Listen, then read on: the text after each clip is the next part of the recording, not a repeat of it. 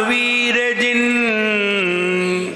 तिरागी प्रभु ये महान ये संत। आपके द्वय चरण में विनम्र नमन। आपके द्वय चरण में राधिका का नमन। आपके द्वय चरण में राधिका का नमन। बोले एक जरा श्री आदिनाथ भगवान की, एक जरा श्री महावीर भगवान की, परम पूजाचार्य गुरुवर श्री विराग सागर जी गुरुदेव की जय। अहिंसामयी जैन धर्म की जय। परम पूज्याचार्य श्री 108 दया सागर जी महाराज की जय। परम पूज्याचार्य गुरु 108 विनम्र सागर जी महाराज की जय। जितना भी कर जाओगे उतना ही भर पाओगे। जितना भी कर जाओगे उतना ही भर पाओगे। दिए बिना नहीं मिलता है, दिए बिना नहीं मिलता है, दिए बिना नहीं, दिए बिना नहीं मिलता है। करनी जो कर जाओगे वैसा ही फल पाओगे। करनी जो कर जाओगे वैसा ही फल पाओगे। नीमों के तरु में हो, नीमों के तरु में नहीं आम दिखाए। जीवन में पानी की बूंद कब मिट जाए रे। जीवन में पानी की बूंद कब मिट जाए रे। होनी अनहोनी हो, होनी अनहोनी कब क्या घट जाए रे। जीवन है पानी की बूंद कब मिट जाए रे। जीवन है पानी की बूंद कब मिट जाए रे। होनी अनहोनी हो, होनी अनहोनी कब क्या घट जाए रे। जीवन है पानी की बूंद कब मिट जाए रे।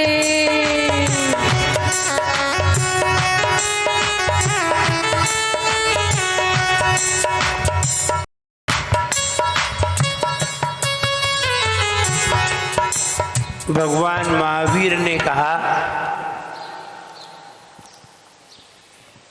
कुछ करना सीखो, करो, करोगे तो कुछ मिलेगा, करोगे नहीं कुछ नहीं मिलेगा।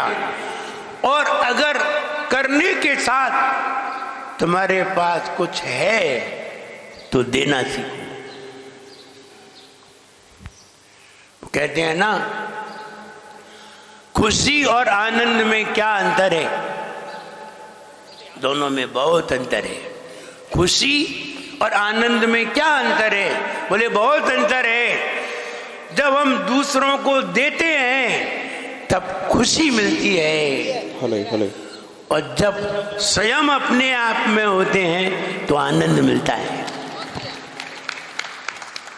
अब तुम्हें चाहिए क्या? बोले पहले तो खुशी चाहिए, क्योंकि जब आप खुश हो जाएंगे उसके बाद आनंद आएगा। पहले आनंद नहीं आता है, पहले खुशी मिलती है। तो खुशी पाने के लिए देना सीखो। क्या दे सकते हैं? अरे तुम्हारे पास जो होगा वही दे सकते हो, और तो कुछ दे नहीं सकते। जो होगा वही दे सकते हो। जिसके पास धन है, धन देना सीखो। जिसके पास मन है, अच्छे वचन देना सीखो। और धन मन दोनों है तो दोनों ही देना सीखो। कहते हैं जो दिया जाता है वही लौट के आता है। जो दिया जाता है वही लौट के आता है। जिसने जो दिया है आज उसके पास वही है। किसी के पास बहुत है, किसी के पास नहीं है। किसी ने बहुत दिया है इसलिए उसके पास है। इसलिए देना सीखिए, करना सीखिए। इसलिए दूसरी लाइन में पहले ही कह दिया है, दिए बिना नहीं मिलता है, किए बिना नहीं मिलता है। या तो देना सीखो या करना। नहीं नहीं, मेरे पास कुछ है ही नहीं, कुछ करना सीखो, है देना सीखो। जब हम मुनिराज को आहार देते हैं तो पहले अपने पास जो होता है वो देते हैं, और जब नहीं होता तो क्या देते हैं? तो उन्हें श्रम देते हैं, उनको सेवा देते हैं, उनकी भैयावृत्ति करते हैं, ये देते हैं। देना तो सीखना ही पड़ेगा, देना तो पड़ेगा ही। अगर लेना है, खुश होना है तो आप, यहां बहुत सारी महिलाएं हैं, पुरुष हैं, आहार देते हैं। कल भी आहार दिए थे। और आहार दिए तो आप विचार करिए, जो लोग देते हैं उन्हें आनंद आता है कि लेते हैं उन्हें आनंद आता है? देने वाले को कि लेने वाले को? मुझे लगता है देने वाले को ज्यादा आनंद आता है। वो खुश होता है, भजन गाता है, गीत गाता है, ढोल बजाता है, प्रसन्न होता है।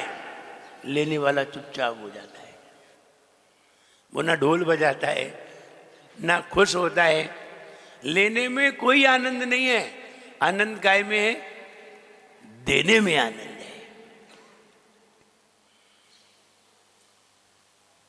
देना दूना करना है, लेना ऊना करना है। अगर लिया है तो कम होगा, और दिया है तो दूना होगा। देना दूना करना है, लेना ऊना करना है। करनी का फल भरना है, करनी का फल भरना है। इसलिए देना सीखो। यहां भी कहा है, भगवान की पूजन करो, करो, और करने के साथ दो भी। देखो, बहुत बढ़िया चिंतन बता रहे हैं। पूजन करने से धन नहीं आता, पूजन करने से धन संपदा हमारे घर में नहीं आती। अरे महाराज क्या बता रहे, पूजन करने से नहीं आती तो हम पूजन बंद कर देंगे फिर? अच्छी तरह समझ लो, पूजन करने से मन की शुद्धि होती है, पूजन करने से वचन की शुद्धि होती है, पूजन करने से काय की शुद्धि होती है। लेकिन पूजन और अभिषेक करने पर जो दिया जाता है, दान दिया जाता है, उससे धन की वृद्धि होती है। पूजन से मन की शुद्धि और दान से धन की वृद्धि। और अगर हमने भगवान का अभिषेक कर लिया, लाए वहां से जल और भगवान का अभिषेक कर लिया, क्या मिल गया तुम्हें? खुशी। आपका मन प्रसन्न तो हो जाएगा, लेकिन धन वैभव आपको प्राप्त। आपने ऐसे बहुत सारे लोग देखे होंगे जो भगवान का अभिषेक करते हैं, रोज करते हैं, खूब करते हैं, फिर भी धन नहीं है उनके पास, फिर भी उनके पास धन नहीं है, रोज भगवान का अभिषेक करते हैं।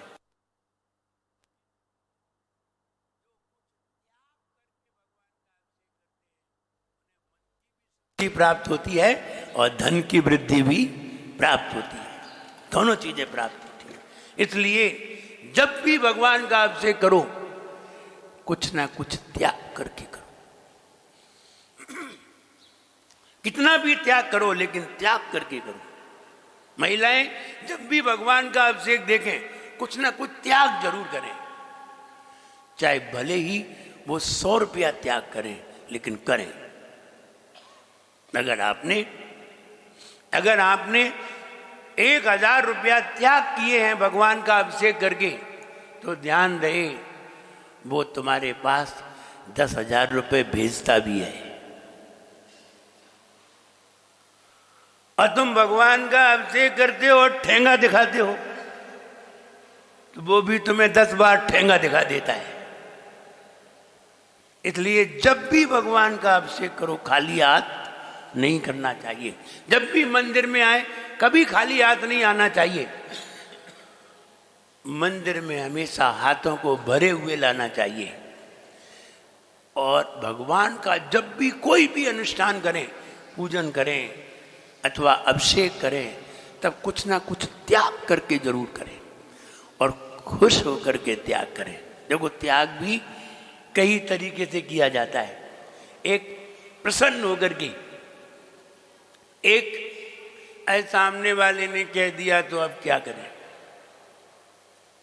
दुखी होकर के, एक मजबूर होकर के। कैसे कैसे त्याग करते हैं और तीनों की अलग रिजल्ट है। अगर आप खुश होकर के करते हैं तो खुशी आपकी 4 गुनी होती है, और दुखी होकर के करते हैं तो वो दुख तो मिटाता है लेकिन खुशी 4 गुनी नहीं करता। इसलिए जब भी त्याग करें, जब भी दान करें, खुश होकर के करें। आप आहार देते हैं आहार की नहीं? कितने लोग आहार देते? जरा हाथ ऊंचा करिए। देते हैं। बताइए उस समय खुश होकर के देते हैं कि दुखी होकर के?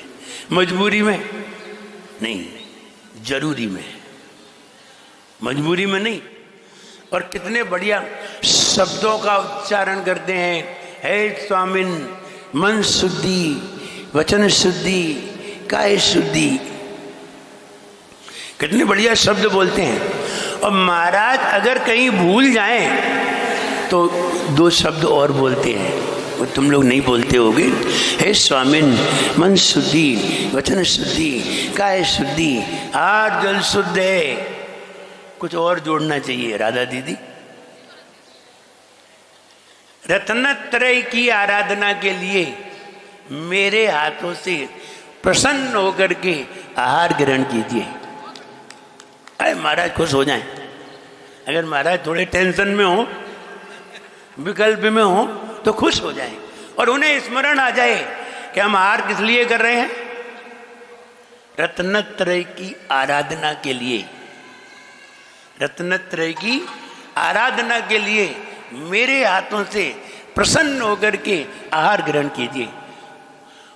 देने वाला भी आनंद में आ जाए और लेने वाला भी आनंद में आ जाए।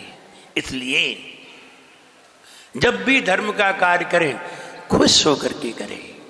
जब भी त्याग करें खुश होकर के करें, क्योंकि खुश होकर के दिया गया दान 4 गुना होकर के लौटता है।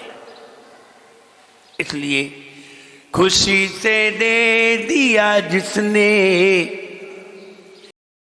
खुशी से दे दिया जिसने, खुशी से उसको देता है। वो भी खुशी से देता है। अभी शांति धारा कर रहे थे ना, तो बता रहे थे कि 25वीं वर्षगांठ है इस क्षेत्र की। तो बोल रहे थे अपने अपने राशि बोल रहे थे, खुश होकर के बोल रहे थे। खुशी से दे दिया जिसने, खुशी से उसको देता है। जिसे देने में दुख होता उसे दुख दे के देता है। देता तो है लेकिन दुख दे के देगा। ऐसा नहीं तुमने दिया है तो लौटाना तो पड़ेगा ही, तो लौटाएगा जरूर, लेकिन दुख दे के। कोई पसीना निकाल करके कमाता है और कोई एसी में बैठ करके कमाता है। ये दोनों में अंतर कैसे आए? और मिलता दोनों को ही है। खुशी से दे दिया जिसने, खुशी से उसको देता है। जिसे देने में दुख होता उसे दुख दे के देता है। नहीं देता यहाँ कुछ भी उसे कुछ भी नहीं देता। पंडित जी, नहीं देता यहाँ कुछ भी उसे कुछ भी नहीं देता। जो देते को मना करता, जो देते को मना करता, वो उसका छीन लेता है। इसलिए कोई दे रहा है तो और को, हाँ वो 1 लाख दे रहा हो, अरे 2 लाख दो, क्या जरूरत है 1 लाख देने की? कौन अपना जा रहा है? कहना ही तो है। लेकिन कोई 2 लाख दे रहा हो और तुमने 1 लाख कह दी तो 1 लाख तुम्हारी जेब से निकलवा लेगा। इसलिए जो देते को मना करता वो उसका छीन लेता है। हम देना सीखें, और देने में कोई बुराई नहीं है। मेरे पास कुछ है ही नहीं है, अरे है, बहुत कुछ है। हमारे पास धन है नहीं है, हम धन नहीं दे सकते, कोई बात नहीं। शब्द तो है, बढ़िया शब्द दे दो, प्रेम के 2 शब्द दे दो। हम तो मुस्कुरा तो सकते हो, तो प्रसन्नता ही दे दो, लेकिन दो, जो दोगे वही रिटर्न है। ये दुनिया का नियम है, टिट फॉर टैट। जो दिया है वो वही लौट के आता है। इसलिए कर्तव्य करना सीखो, भगवान की आराधना करना सीखो। करोगे भरोगे, और करोगे नहीं, वो कहते हैं ना, नेमिनाथ भगवान के समोशरण में जब किसी ने प्रश्न किया, भगवान 5 पांडव एक ही मां के पुत्र हैं, फिर भीम को सबसे ज्यादा ताकत क्यों मिली? अन्य 4 को इतनी ताकत क्यों नहीं मिली? 5 पांडव एक ही मां के पुत्र हैं, फिर भीम को सबसे ज्यादा ताकत क्यों मिली है? क्या कारण है? नेमिनाथ भगवान की वाणी में खिरा कि भीम ने पूर्व पर्याय में मुनिराज की बहुत वैयावृत्ति की थी, इसलिए आज उनके हाथों में ताकत है। कि ये बिना नहीं मिलता है, दिए बिना नहीं मिलता है। या तो करो या फिर दो। उन्होंने वैयावृत्ति की, है ना, हाथों से वैयावृत्ति की, हाथ मजबूत हो गए। पांव से तीर्थ की वंदना करो, पांव मजबूत हो जाएंगे। हाथ से गुरुओं की सेवा करो, हाथ मजबूत हो जाएंगे। दिमाग से भगवान के गुणगान करो, दिमाग अच्छा हो जाएगा। नहीं करोगे दिमाग खराब हो जाएगा, आज नहीं तो कल। इसलिए या तो करना सीखिए या फिर देना सीखिए।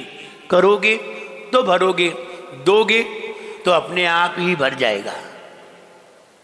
इसलिए दोनों ही कार्य, अच्छे कार्य करना सीखें, अच्छे कार्य करना चाहिए। हम यहाँ पंच कल्याणक में आप सभी उपस्थित हुए और महाराज ने पंच कल्याणक रखे, हम भी उसमें शामिल हो गए। तुम भी बाहर से आए हो, हम भी बाहर से आए।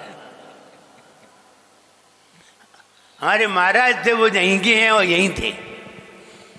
हम भी बाहर से आए हैं, तुम भी बाहर से आए हो। सब पंच कल्याणक में शामिल होने के लिए आए हैं। और जहाँ भी पंच कल्याणक हो, हम सभी को उसमें बिना बुलाए जाना चाहिए। क्योंकि पुण्य लेने के लिए सम्मान की जरूरत नहीं, पुण्य पाने के लिए पुरुषार्थ की जरूरत होती है। इसलिए जहाँ भी हो पहुँचना चाहिए। महाराज के प्रवचन हो रहे हो, कोई तुम्हें बुलाए या ना बुलाए, हमें तो जाना चाहिए। भगवान की आराधना में शामिल होना चाहिए। यहीं से हमारे जीवन में अच्छे विचार, अच्छे संस्कार और धन संपदा का वैभव प्राप्त होता है। सब यहीं से होता है। इसलिए भगवान की आराधना में लगना चाहिए। जब जब समय मिले तब भगवान की आराधना करना चाहिए, क्योंकि भगवान की आराधना और भगवान की सेवा, पूजन, गुरुओं की सेवा, ये ऐसे कार्य है जहाँ लाभ ही लाभ है। कहते हैं ना महाराज, 2 लाइनें कहते हैं, नहीं घाटे का सौदा है न कानूनी इजाफा है। भगवान की पूजा करो, कोई घाटा नहीं है। भगवान की आराधना करो, कोई घाटा नहीं है। महाराज को आहार दो, कहीं घाटा नहीं है, कोई टैक्स नहीं है।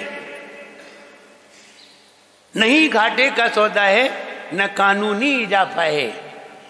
ये वो व्यापार है जिसमें मुनाफा ही मुनाफा है। इसको तो चाहे जब करो, सवेरे करो तो लाभ है, शाम को करो तो लाभ है, आरती करो तो लाभ है, पूजन करो तो लाभ है, दर्शन करो तो लाभ है। इसलिए भगवान की आराधना में शामिल होकर के हमें अपने जीवन को मंगलमय बनाना चाहिए, मन को आनंदित करना चाहिए और खुशी एकत्र करना चाहिए, जिससे कि आप आनंद को प्राप्त हो सके। और अगर आनंद प्राप्त हो गया है तो तुम्हें सब कुछ प्राप्त हो गया है। इसलिए खुशी को प्राप्त करने के लिए हमें दूसरों की सेवा में लगना चाहिए, उनके गुणगान करना चाहिए, जिससे खुशी मिले और अपने आप में आनंद को प्राप्त होकर के आनंदित होना चाहिए।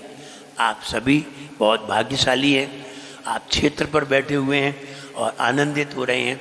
हम यही चाहेंगे सब लोग खूब आनंद प्राप्त करें, सब लोग आनंद को प्राप्त करते हुए जीवन को मंगलमय बनाएं। जय बोलिए परम पूज्याचार्य गुरुवर श्री विराट सागर गुरुदेव की। बोलिए परम पूज्य आचार्य भगवंत विनम्र सागर जी गुरुदेव की।